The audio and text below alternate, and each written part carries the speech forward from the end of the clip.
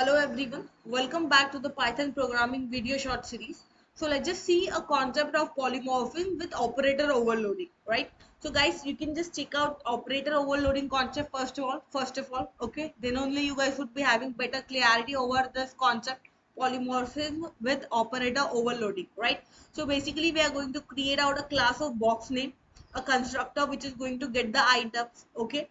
And a aid method. By the help of that aid method, which would be a special kind of aid method, okay? So if you would just read out the operator overloading concept in a better manner, you will get the clarity, okay? And we are just going to return out the addition of the items. So for that, I'm just going to create out a class of box, okay? And let's just initialize the constructor. So here simply let's just try to use the object kind of variable, that is, let's say items. And for this I need to take the two parameters. One is items, okay? So this is going to be assigned out a local variable which is items, okay? Value from the items. I'm going to create out a method that which is a aid. It's a special kind of method. So let's just try to use the other. So for getting the another parameter, another value. So simply I'm just going to return out. Let's use out the class box. So for this class box, my self dot items would be added out with self dot other.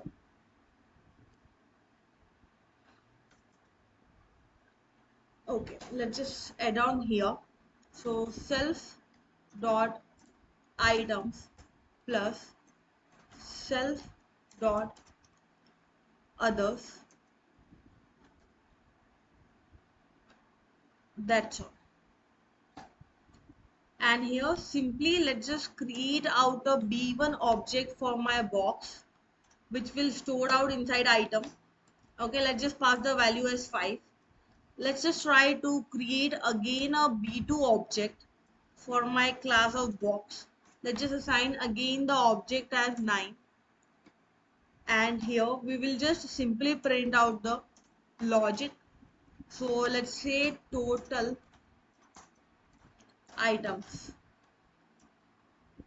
So that would be simply b3 dot items. So I need to first of all initialize my b3, right? So b3 is nothing but it's the addition of b1 plus b2. That's all. So if I'll just try to run this, you can just check the response. Okay, so let's just check it out. Simply I can just edit it out to others dot item. So this is the thing, guys, you also need to check, like work on carefully, okay? Which has got the answer 14, right? So this 5 went into the items self dot items, okay? And this 9 went into the others dot item, okay? So whenever we have created out the self dot items, okay, this 5 is being passed and again 9 is being passed by the help of this special aid method, okay? The elements, the data have been, like I would say, kind of like spreaded out within items and others, okay? So by the help of self, I have like executed out the first data, and by the help of items, I mean other parameter, I have executed out the another value, and at the end we just got the result. I hope guys this is going to be useful information for you. Polymorphism with operator overloading. Thank you.